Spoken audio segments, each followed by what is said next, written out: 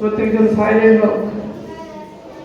শুন, পরমেশ্বরের আত্মা আমাদের দেখিয়েছে আবার একটা ভূমিকম্প হতে চলেছে, আবার ভূমিকম্প হবে, বাড়ি ঘর ভেঙে যাবে।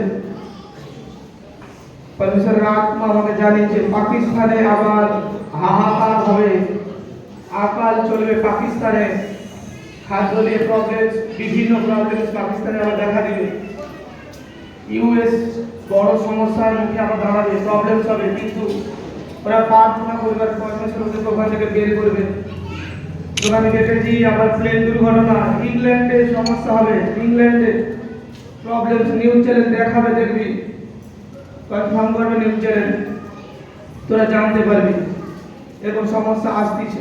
প্রত্যেকজন প্রার্থনা করবি যেন প্রভু তোদেরকে সুন্দরভাবে রাখে, সেফটিতে রাখে, তার আরাধনাকারী হোক, পরমেশ্বর তোদেরকে বাঁচাবে, পরমেশ্বর তোদেরকে মুক্তি করবে যিশু নামে।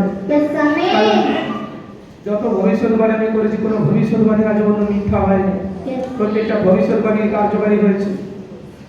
এবং আমি দেখেছি সিনেমা আর্টিস্ট অনেক নাম করা আবার প্রবলেমসে পড়তেছে, বিপদে পড়তেছে। এটাও নিউজ চ্যানেল দেখাবে, কোন সিনেমা আর্টিস্ট আবার প্রবলেমসে পড়তেছে, সমস্যার সম্মুখীন হবে।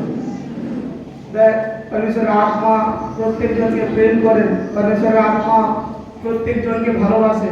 যদি কেউ পরমেশ্বরের আত্মা অনুসারে চলে, প্রভু তাকে বাঁচায়।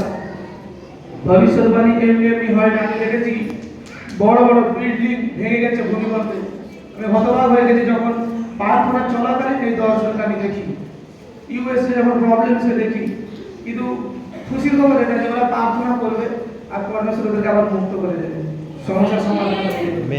কিন্তু নাম করা সিনেমা আর্টিস্ট উনিও প্রবলেমসে পড়বে, উনি যদি প্রার্থনা করেন, কিন্তু নিউজ চ্যানেলে আসবে এমন প্রবলেমস, নিউজ চ্যানেল দেখাবে, কনফার্ম করবে, তোরা নিজেরা প্রত্যেকজন শুনতে পাবে। কতজন আমার ভবিষ্যৎবাণীকে দেখেছে, প্রত্যেকটা ভবিষ্যৎবাণী আমরা ছেড়েছি, যা যা পূর্ণ হয়েছে প্রত্যেকটা ছেড়েছি। প্রত্যেকজন বৃদ্ধি কর, প্রভু তোদের জীবনকে রক্ষা করতে চায়, প্রভু তোদেরকে বাঁচাতে চায়।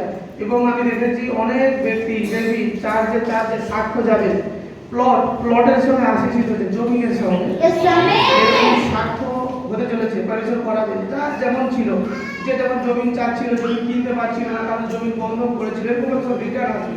পরমেশ্বর তাদের জীবনে আরো আশীর্বাদ করবে যিশু নামে। বলো আমেন। দেখো পরমেশ্বর তোমাদের জীবনে চমৎকার করায়। পরমেশ্বর তার ভবিষ্যৎ বক্তাকে পাঠায় আগামী বার তাকে জানানোর জন্য।